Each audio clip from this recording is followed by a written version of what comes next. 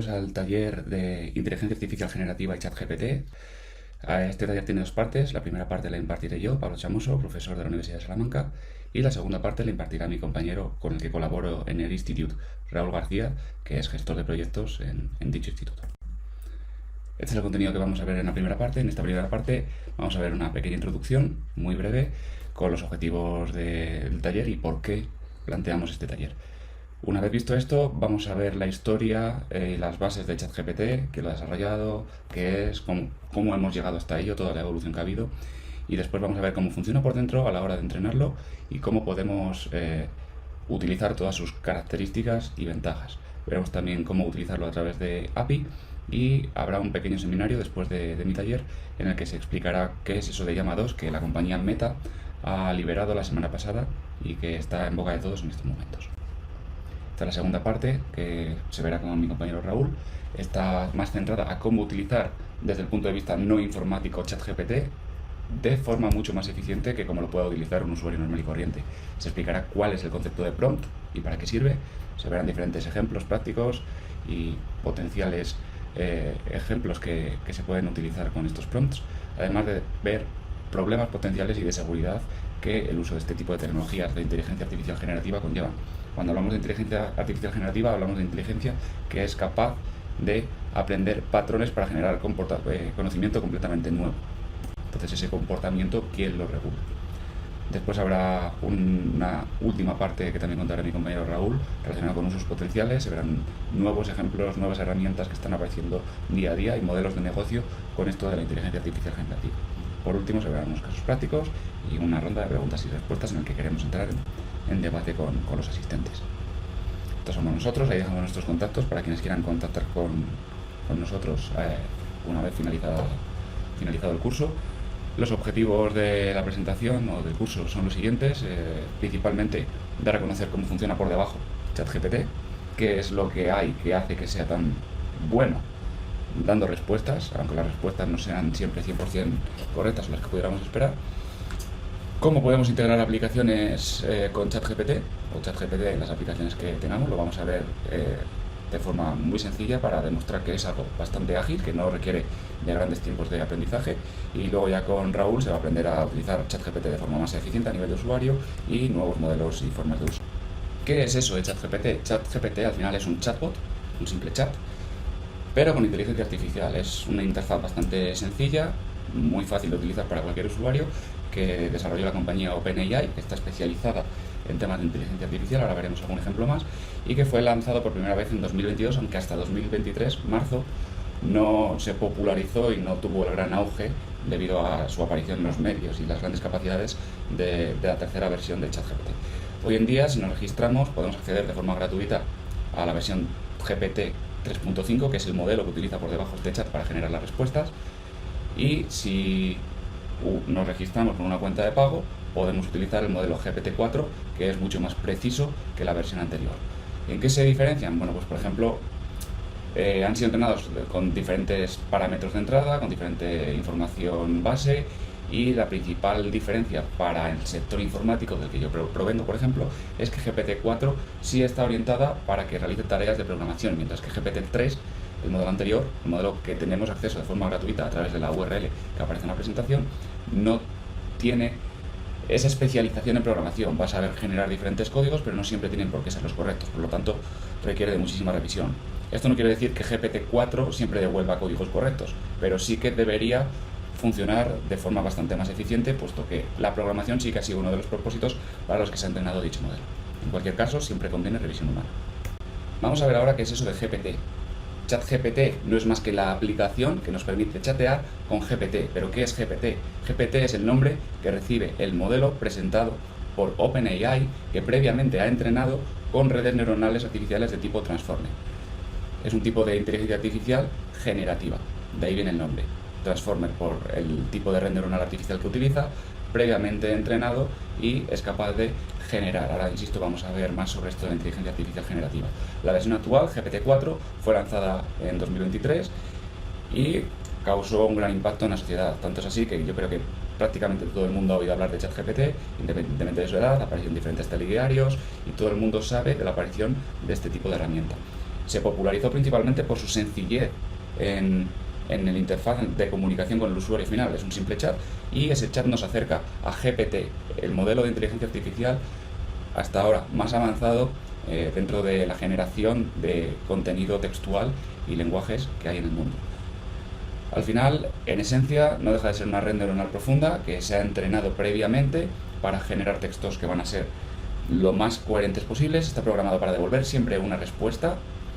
Va a ser coherente, pero no siempre tiene por qué ser veraz. Entonces, la tarea de verificación a día de hoy todavía recae en el usuario que está utilizando este tipo de información. No es 100% fiable, por tanto. Es algo muy importante de tener en cuenta, es uno de sus principales problemas.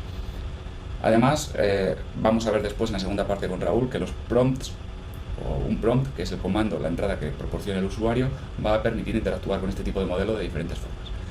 No es el primer modelo el que apareció en 2023, había otros tantos modelos. De hecho, la versión del chat que se popularizó en 2023 está basada en un modelo que se lanzó a finales de 2022 y el primer modelo de GPT se lanzó en el año 2018. El paper original, recordamos, es de 2017.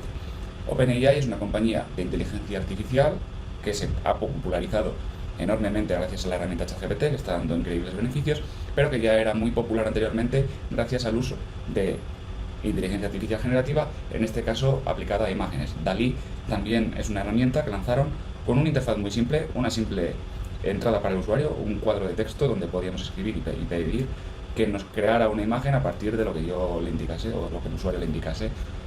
Se le daba a enviar y la propia herramienta, al cabo de unos pocos segundos, nos devolvía una imagen que podía colar por una fotografía real. Estaba bastante bien hecha y de ahí su popularización. Pero ¿cuáles son las bases o cómo hemos llegado hasta tener GPT? GPT se basa en inteligencia artificial generativa, de ahí viene la G, y los modelos basados en redes neuronales de tipo transformer, de ahí viene la T. Vamos a ver inicialmente qué es eso de la inteligencia artificial generativa. La inteligencia artificial generativa se refiere a sistemas de inteligencia artificial no tradicionales, no convencionales, como los que veníamos viendo hasta hace unos años, sino que son capaces de generar nuevos contenidos o datos que no estaban en su conjunto de entrenamiento original. Esto es, no solo va a ser capaz de reproducir patrones aprendidos, sino que va a poder generar mucho más allá, gracias a esa información con la que hemos entrenado. Y evidentemente va a requerir de muchísima información para que sea capaz de adquirir este tipo de conocimiento y de capacidades. Estos sistemas no se limitan, por tanto, simplemente a clasificar, como podríamos pasar con el machine learning más clásico que prácticamente todo el mundo conoce, sino que lo que busca es crear algo nuevo a partir de lo que se ha aprendido. La inteligencia artificial generativa se está aplicando en diferentes modelos de negocio o de aplicaciones, y el más popular a día de hoy pues es este que estamos viendo en este curso, que son los modelos de lenguaje generativo. GPT es el más claro ejemplo, hay muchos más, por ejemplo la inteligencia artificial de Google, que luego veremos, la inteligencia artificial de Meta, que ya hemos citado, y muchísimas más. Redes generativas adversarias se están utilizando para generar imágenes principalmente, también se está utilizando inteligencia artificial generativa para generar música y sonidos. Seguro que muchos de los que estáis viendo este curso ya habéis visto los vídeos que hay en YouTube con creaciones musicales íntegramente producidas por la inteligencia artificial y que suenan como si hubiesen sido producidas por las mejores productoras del mercado, diseño de fármacos o incluso videojuegos. Estos resultados son bastante novedosos y valiosos para un montón de campos, y la inteligencia artificial va a ir teniendo cada vez más y más cabida en nuestra sociedad. No obstante, pese a este tipo de ventajas que ofrece, que es esa capacidad de crear, nos plantea diferentes desafíos éticos y técnicos generados con eso que genera o eso que es capaz de crear sin habérsele dado como entrada. Es decir, lo nuevo que es, las nuevas conclusiones a las que esta inteligencia es capaz de llegar son éticas. Es un problema que debemos abordar y tratar de regular. Como venía diciendo, el artículo original se publicó en el año 2017. No solo es la base de GPT, sino que también es la base de otras inteligencias artificiales. Ya he citado la de Google, BERT, o la de Meta, llamados Attention is all you need, es el título del paper, porque es una de las 3 innovaciones principales que venía a aportar el artículo. Aunque la atención ya había sido presentada en un artículo anterior, luego lo veremos, la autoatención es la principal novedad que viene a introducir este artículo, que es capaz de dar esa capacidad generativa a los modelos Transformer. Este artículo lo publicaron investigadores de la Universidad de Toronto y de Google y vamos a ir troceándolo a continuación para entender un poco sus bases. Antes de ello, necesitamos una definición de qué es esto de los modelos Transformer y los precedentes que nos han llevado hasta este tipo de modelos. Definición: ¿qué son los modelos Transformer o las redes neuronales de tipo Transformer? Generalmente, si preguntamos a alguien de la calle qué es un Transformer, esta puede ser su principal respuesta. En el área de la inteligencia artificial, simplemente es una nueva arquitectura de red neuronal que es simple en comparación con otro tipo de redes neuronales que venían utilizándose para el mismo propósito. Por ejemplo, las redes neuronales recurrentes son ligeramente más complejas. En este caso, luego lo veremos, aunque tiene una serie de pasos que pueden ser más o menos difíciles de entender, a la hora de entrenarlo se puede entrenar y escalar de forma mucho más sencilla que otro tipo de redes neuronales artificiales existentes previamente. Al final, este tipo de red neuronal se basa en mecanismos de atención y no necesitamos introducir diferentes capas como las redes neuronales convolucionales que previamente se están utilizando para el tratamiento o análisis de imágenes, o de recurrencias como las redes neuronales recurrentes que se estaban aplicando hasta el momento para el análisis de texto.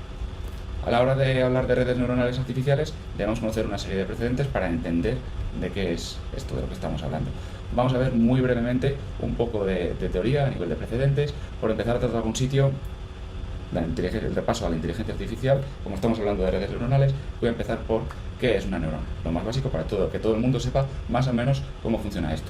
Voy a tratar de ser lo más simple posible explicando el proceso y voy a ahorrarme entrar en detalles técnicos. Voy a tratar de decir alguna, no aposta, sino alguna imprecisión que sirva para entender más fácilmente cuál es el concepto, por lo que matemáticamente no voy a ser todo lo preciso que debiera ser para que se transmita adecuadamente a todo el público cómo puede funcionar una neurona. Por ejemplo, voy a decir que funciona con una especie de fuerza bruta, pero no es realmente con fuerza bruta, sino que va a intentar buscar una solución optimizada para la tarea que se está mandando, probando diferentes resultados de forma eficiente, no por fuerza bruta como tal. Después vamos a ver qué es eso de las redes neuronales artificiales, qué es eso de las redes neuronales convolucionales, redes neuronales concurrentes, word embeddings, y después ya veremos qué es eso de las redes neuronales basadas en modelos Transformer, cómo funcionan y cuáles son sus capacidades.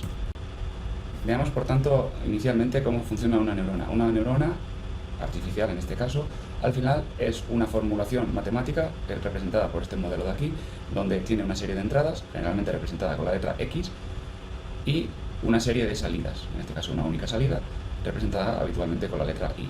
La salida se va a calcular en función de los valores de entrada, pero aplicando una función de activación y una serie de pesos, que son estos valores que podemos ver aquí, representados por la letra W.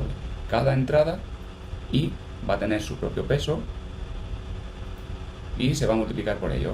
Al final, este modelo matemático lo que va a hacer es tratar de encontrar la salida más adecuada para el problema que pretendemos resolver. Aquí simplemente vamos a ver un ejemplo de un problema que podría resolver una neurona de forma sencilla. Si yo asisto a clases y hago el trabajo, apruebo el curso. Queremos buscar la formulación matemática que para las entradas que representen los valores que yo quiero, me devuelva la salida que yo estoy buscando. Podemos decir que asistir a clase es un 1, no asistir es un 0, hacer el trabajo es un 1, no hacerlo es un 0, aprobar el curso es un 1, no hacerlo es un 0. Entonces yo busco una formulación matemática que, dadas dos entradas de valor 1, me devuelva un valor 1 en la salida.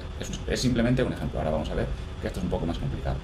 Dicho así, cualquiera puede decir que esto es un problema muy sencillo, un problema lineal que se puede resolver con un if o con dos if anidados, y que no es necesario aplicar inteligencia artificial. Estamos en lo cierto, no es necesario, pero es un ejemplo básico con el que podemos demostrar el funcionamiento de las neuronas artificiales en este caso.